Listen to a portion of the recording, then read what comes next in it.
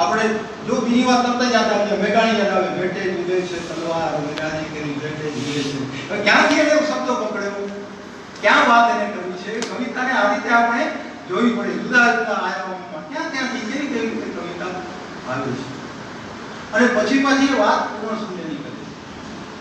હવે મનોજે એના આલેખમાં સાર્ત્રનો ઉલ્લેખ કર્યો છે અને આ આધુનિક કવિઓ પાસે સાર્ત્ર, કામુ, કાફકા એ બધા ના આવે તો જ ગમે.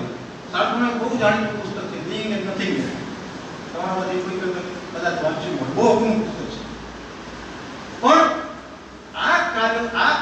આ જે બીઇંગ એન્ડ નથિંગનેસ ની વાતને ત્રણ કટકે મૂકીને ઇન્દ્રશાહ એક કાવ્યનું શીર્ષક આપ્યું નો ઓબ્લિક થિંગ ઓબ્લિક નેસ. નથિંગનેસ ના ટુકડા કરી નાખ્યા. તમને એક બહુ જાણીતો પ્રસંગ યાદ છે ને, એક જગ્યાએ એક પેલો ઈશ્વરવાદી ને નિરીશ્વરવાદી ભેગા થયા. પેલા નિરીશ્વરવાદીએ કહ્યું ગોડ ઇઝ નોવેર એમ કરીને પોતાની આખી વાત પૂરી કરી. પછી પેલો ઈશ્વરવાદી બોલ્યો ને એને માત્ર એટલો ફેરફાર કર્યો ગોડ ઇઝ નોવેર. નો માંથી એને એન ઓર ડબલ્યુ ને એક બાજુ મૂક્યા, હિયર ને બીજી બાજુ મૂક્યા. God is now here. એક શબ્દને થોડા આગળ પાછળ કરવાથી આને આગળ પાછળ કરીને નો થિંગ નેસ એવું કાવ્ય લખ્યું છે. અને શું લખ્યું છે? કોઈ દિવસ એવું બને કે કશું ન બને, નથી. કોઈ દિવસ એવું બને કે કશું ન બને તો મને ગમે. પેલો સાર્ત્રનો છેદ આ પકડી ગયો. નથિંગનેસ તો મને ગમે. એક પંક્તિ જે આપણો છે અને પછીની પંક્તિમાં છે નર્યું ઝેન યા તાઝેન ના ગેન ના નીંદર. કોઈ ક્યાં પહોંચે છે. મારે આ વાત તમારી પાસે દેવી છે. નર્યું ઝેન યા તાઝેન. ઝેન તમને ખબર છે, ઝેન ધારા, એના વિશે વધારે વાત કરવાનો ત્યારે અવસર નથી કરતો. તાઝેન એટલે ધ્યાન. એ ઝેન ધારાએ સૂચવેલો એક માર્ગ, એક પદ્ધતિ અને એમાં ન ગેન ન નીંદર, પૂર્ણ જાગૃતિ. જે કૃષ્ણમૂર્તિની વાત તમને યાદ આવે તો ચોઇસલેસ અવેરનેસ. તો આ છે નથિંગનેસની વાત કરવાની, અવેરનેસની વાત કરતો આ કવિ છે. એના કેટલા આયામ. અને પછી છેલ્લે લખે છે બધા શબ્દોનું મૌનમાં સ્વાહા, પછી તો આહા આહ મૌન સુઈ ગયા. થોડા થોડા કાયો આ રીતે કહેતો છે. તમને એમ લાગે કે આપણે કંટાળા છીએ તો આપણે બંધ કરવું, પણ એના કાયોના વિશ્વને મારે તમારી પાસે ઉતારવું છે. આ કેવો કવિ છે. અને આમ તો મારે ખરેખર અનુવાદની વાત પણ કરવી જોઈએ કે મનોજયમાં શું શું કરાવતો કરી છે. કોઈ ઉત્તમ અનુવાદનું મોટામાં મોટી નિશાની એ છે કે તમે અનુવાદ થયો હોય એ ભાષામાં એક કાવ્ય વાંચો તો એ જ ભાષામાં લખાયેલું હોય એવું લાગવું જોઈએ. હવે અંગ્રેજીના વિદ્યાર્થીઓ અંગ્રેજીમાં વાંચજો અને પછી મનોજને આખો અર્થ ભાષા આપશો, એની કસોટી છે. કોઈ પણ કાવ્ય એ જ ભાષામાં લખાયેલું હોય એવું કાવ્ય એવું વિત્ત જોઈએ. ગુજરાતી હું તમને કહું છું, અંગ્રેજી તમે વાંચો. અજંપુ નામનું એક કાવ્ય છે. રાતની પાછલી ખટગડીએ જગત આખું જંપીને સૂતું હોય ત્યારે જાગે છે મારા એક અજંપો. રાત રહે ત્યારે પાછલી ખટગડી. નરસિંહે તો કંઈક બધું કહેવું છે, પણ આજના માણસની અંદર એક અજંપો જાગે છે. અને એ અજંપાની વાત ઇન્દ્રશાહના જુદા જુદા કાવ્યોમાં જુદી જુદી. તો કયો મારે એકદમ તદ્દન વિલક્ષણ કાવ્યની વાત કરી, જેનું શીર્ષક અંગ્રેજીમાં જ એમણે આપ્યું છે સ્ટિગ્માટા. અંગ્રેજી શબ્દ છે સ્ટિગ્માટા. તો સ્ટિગ્મા શબ્દથી આપણે પરિચિત છીએ. લાંછન, ભાવ, કલમ એવા બધા એના અર્થો થાય છે. સ્ટિગ્માટા અને એના ઉપર સ્ટિગ્મેટિક. હવે જો એણે અંગ્રેજી શીર્ષક શા માટે આપ્યું હશે તો એ અમેરિકા રહીને કવિતા લખે છે અને ત્યાંની જે પરંપરાઓ, ત્યાંની પુરાકથાઓ એનાથી એ પરિચિત છે. અને સ્ટિગ્માટા એ રોમન કેથોલિક સંપ્રદાયની એક પુરાકથા ઉપર આધારિત આખી વાત છે. હવે આ પુરાકથાને ગુજરાતી કવિતામાં કઈ રીતે મૂકવી, કવિ કેવી રીતે, મેં તમને એક કવિતા બીજી કવિતાથી જુદી પડી, નવી નવી રીતે કવિ પોતાની કલમને પ્રયોજે. તો એવું કહેવાય છે કે ઈસુના ક્રુસિફિક્શન વખતે ઈસુના શરીર પર જે ઘાવ પડેલા એ વર્ષો પછી સંત ફ્રાન્સિસ અને કેટલાક સંતોના શરીર પર એ ઘાવ દેખાય. ઘટનાને સ્ટિગ્માટા તરીકે એ પુરા કથાઓમાં સાંકળી લેવામાં આવી છે. આ સ્ટિગ્માટાનો ઇતિહાસ આ આપણે જાણીએ તો કવિતા પાસે વધારે સારી રીતે પહોંચી શકીએ. હવે કવિની કવિ પ્રત્યેક કવિ રોમન કેથોલિક નથી હોતો. પેલી કથાની વાત તમે આમ સાંભળે કહી દીધી, પણ તે સ્ટિગ્મેટિક હોય છે. સ્ટિગ્મેટિક એટલે શું કે તેના સૂક્ષ્મ શરીરમાં અદૃશ્ય 5 ગાવો, આ 5 ગાવોની કથા મને ખબર નથી, એનો ખબર હોય તો આ અદૃશ્ય 5 ગાવો અને લલાટે કાકારા તાજની અંકિત નિશાનીઓ સાથે તે જીવતો હોય છે. કવિ થવું એ સહેલું નથી. એ ઇતિહાસના ગાવોને પોતાના હૃદય પર લઈને કવિતા લખે છે.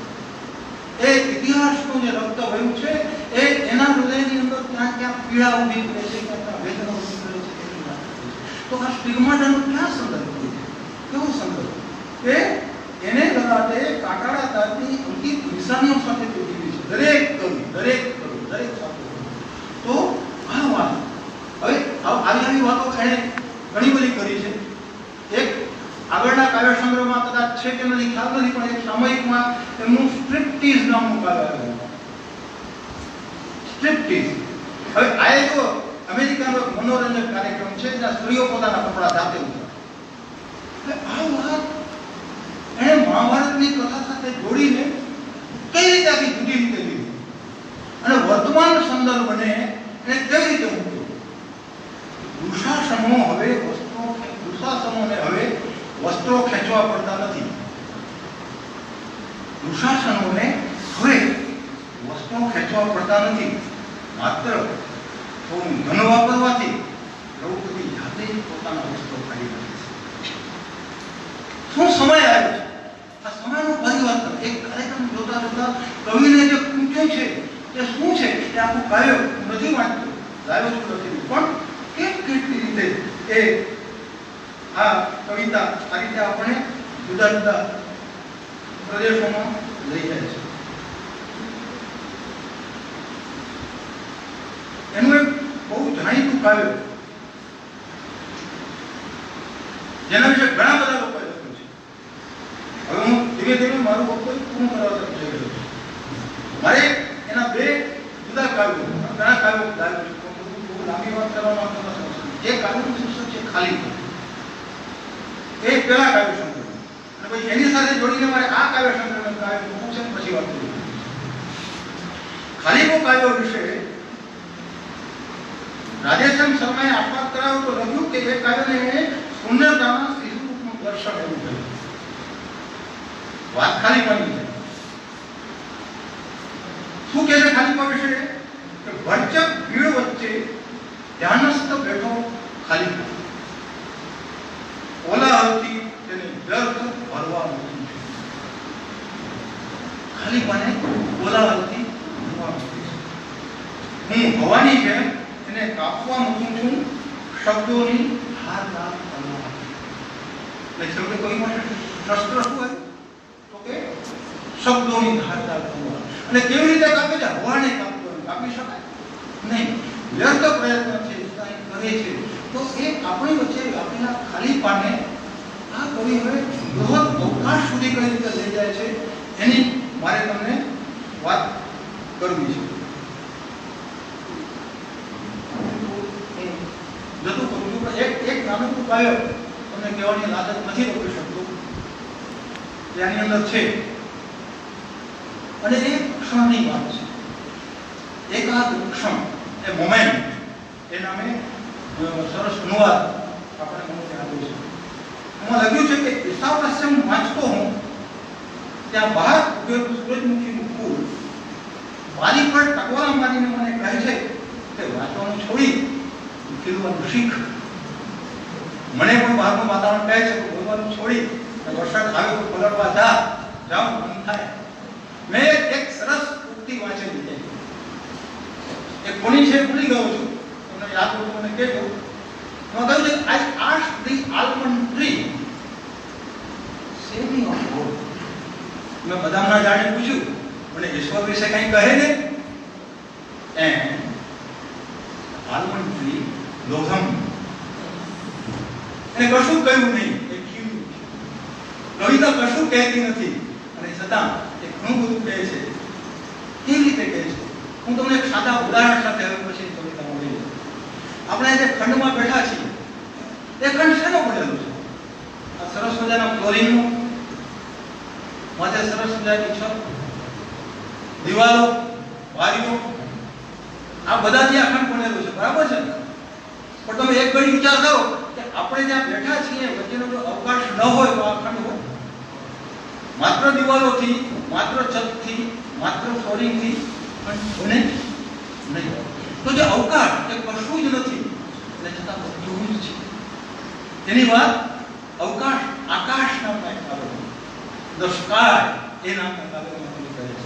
અને યાદ રાખજો, કોઈ પણ સાહિત્યમાં, કોઈ પણ કળાઓમાં, એવા વ્યક્તિત્વ વિકાસમાં પણ પછી આ તમને કહું અને પછી આ તમને કહેતા પણ હોય છે કે સ્પેસ ઇઝ રિક્વાયર્ડ એવરીવેર. દરેક જગ્યાએ સ્પેસનું મહિમા છે, અવકાશનું મહિમા છે. અને આ કવિ આકાશ તત્વ વિશે વાત કરે છે. જે કંઈ થાય છે તે બધું થાય છે આકાશમાં. જોકે આકાશ કંઈ પણ કરતું નથી, પરંતુ આકાશ વિના કશું થઈ શકે નહીં. અવકાશ ન હોય તો ઓરડો નથી, ખાલી ભીંતોથી ઓરડો ન થાય, ખાલી ભીંતોથી ઘર ન થાય, ખાલી મળવાથી સંબંધો ન બંધાય, અને ખાલી વ્યક્તિત્વની વાતોથી વ્યક્તિત્વ ન બંધાય. દરેકમાં ક્યાંક ક્યાંક ક્યાંક સ્પેસ, અવકાશ, આકાશ. આકાશ અંદર, આકાશ બહાર. આકાશ છે દૂર અને સાવ નજીકથી, આકાશ છે અને નથી. આકાશ છે ઈશ્વર જેવું કેટેલિસ્ટ, પાછો અંગ્રેજી શબ્દ વાપરે છે. એ કશું નથી છતાં બધું જ કરે છે, બધું બદલે છે, બધા જ પરિવર્તન કરે છે. ઈશ્વર ક્યાંય દેખાતો નથી અને છતાં એ જ છે, બીજું કરે છે. એવું કેટેલિસ્ટ, પરિવર્તન. તો વિશાવાસ્યમ તમને યાદ આવે, તત્દૂરે તદ્વંતિ એ દૂર પણ છે, નહીં પણ છે. તો આ જે અવકાશની વાત એ સાહિત્યના દરેક ક્ષેત્રમાં, કળાના દરેક ક્ષેત્રમાં, જીવનના ડગલે ને પગલે એ અવકાશ એ જરૂરી છે. તો આ કવિએ જુદી જુદી રીતે જે વાત કરી એમાંથી માત્ર મેં તમને થોડા અંશો કહ્યા છે. જો આ કવિ બહુ ઓછું લખનારા કવિ છે. પેલો કાવ્ય સંગ્રહ 2 ગુણ માત્ર 37 કાવ્યો, અને બીજા કાવ્ય સંગ્રહમાં તો ફક્ત 17 કાવ્યો. તેનો અનુવાદ એમણે કર્યો છે 17 ગુજરાતીમાં, 17 અંગ્રેજીમાં, એમ 25 કાવ્યો આપણને આમાં નાનકડા પુસ્તકમાં મળ્યા. અને એ પહેલા કાવ્ય સંગ્રહની પ્રસ્તાવનામાં છપાણી છે. આ કાવ્ય સંગ્રહની પ્રસ્તાવના કોઈ લખી નથી. તો બાબુ સુથારે કે કવિ સાથેના પોતાના સંબંધો, પોતાની આત્મીયતા, પોતાના એ પરિચયની વાત લખી છે. બીજી પણ કેટલીક વાતો છે, મધુસૂદન કાપડિયાએ લખ્યું છે. તો આ બધું તમે નિરાંતે વાંચજો, કારણ કે એ બધાની વાત કરવાનો અવકાશ નથી. વાતો ખાલી અહીંયા ઇશારા કરવાના છે, કેટલાક સંકેતો આપવાના છે. તો એ સંકેતો તમને આપે કે કઈ રીતે કામ કરે છે. અને હવે મારી અધૂરી વાત રહી ગઈ હતી, મનોજે એના અનુવાદની પ્રક્રિયા વિશે એક વાત નોંધી હતી. એની વાતથી મારે અંત કરવું છે. એમણે એમ કહ્યું કે એક સામાન્ય માન્યતા છે કે one has to be a poet to translate poetry. કવિ હોય કવિતાનો અનુવાદ કરી શકે, બાકીના નહીં. અને એવું બને પણ છે કે જે કવિઓ હોય છે એ સારી રીતે કવિતા લખી શકે છે. તો માત્ર એવું નથી, કવિતાના ઉત્તમ ભાવકોએ પણ બહુ સુંદર અનુવાદો ભોળાભાઈ આપ્યા છે, એમાંથી ઘણા આપ્યા છે. એટલા માટે એ મનોજમાં એક કોન્ટ્રા જે દલીલ છે એ ઊભી છે, એ બહુ મહત્વની છે. એમ કહે છે કે poetry translation makes the translator a poet. કવિતાનો અનુવાદ એ અનુવાદકને કવિ બનાવીને છોડે છે, એને એમને મેવા દેતો નથી. અને આ વાત મારે એટલા માટે કહી છે કે આપણે પણ આશા રાખીએ કે આ કવિતાનો અનુવાદ આપણે કવિ થઈને પણ દેખાડે, એ કાવ્યો પણ લખે. એ અંગ્રેજીના પ્રાધ્યાપક છે એટલે અંગ્રેજીમાં લખે, ભલે લખે, પણ હું તો ઈચ્છું કે ગુજરાતીમાં, માતૃભાષામાં ઘણા બધા લોકો રઘુવીરભાઈ એ તો હિન્દીના પ્રાધ્યાપક, ગુજરાતીમાં લખ્યું. ભોળાભાઈ હિન્દીના પ્રાધ્યાપક, ગુજરાતીમાં ઘણા બધા લોકો. નિરંજન ભગત અંગ્રેજીના પ્રોફેસર, હિમાંશી સેલક અંગ્રેજીના પ્રોફેસર. તો આપણે મનોજ પાસેથી પણ અપેક્ષા રાખીએ કે એ ઉત્તમ કાવ્યો સંસ્થાએ ઉત્તમ ગુજરાતી કૃતિઓ, કવિતાઓ, વાર્તાઓ, નિબંધોના સંકલનો અમલ કરીને આપે. આપણે કેન્દ્રીય સાહિત્ય અકાદમીનું સરસ સામયિક ઇન્ડિયન લિટરેચર બહાર પડે છે, એમાં આપણે ઘણા બધા પહોંચે. અને હું તમને કહીશ તો કદાચ નવાઈ લાગશે, પણ કેન્દ્રીય સાહિત્ય અકાદમી સાથે રહેતા રહેતા જ્યારે અનેક ભાષાના સાહિત્યકારો સાથે પરિચયમાં આવવાનું થયું, ત્યારે ખ્યાલ આવ્યો કે આજે સમગ્ર ભારતના ભાષા સાહિત્યમાં ગુજરાતી ભાષાની કવિતા અને ગુજરાતી ભાષાની વાર્તા બહુ માનપૂર્વક એનું નામ લેવાય છે. ઉત્તમ ભારતની ભાષાઓમાં એ બહુ અગત્યનું મહત્વનું સ્થાન એને મળે છે. એટલી સુંદર કૃતિઓ આજે ગુજરાતીમાં લખાય છે, બીજી ભાષાઓને ક્યાંથી ખબર પડે તો એક અનુવાદ છે. અને છેલ્લે અહીંયા પ્રોફેસર આપણા ભૂતભટ્ટી એ એલિયટના અભ્યાસી છે, તો મને એલિયટનું એક વાક્ય યાદ આવે છે, for us there is something trying. મેં થોડો પ્રયત્ન કર્યો આ ઇન્દ્રસાગરની કવિતા વિશે થોડી વાત કરવાનો, અને વધારે વાત તો એ કવિતા વાંચીને સમજી શકો. આભાર.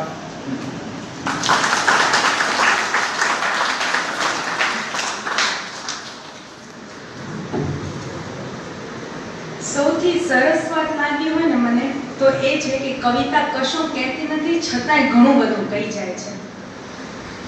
કવિઓને અને કવિતાઓને જોવાનો વિવિધ દ્રષ્ટિકોણ હોય છે. આવી બધી દ્રષ્ટાંતો દ્વારા વાતો કરી અને સરે આપણને ખૂબ જ સરસ વક્તવ્ય આપ્યું, એ બદલ ખૂબ ખૂબ આભાર. જો આ સમય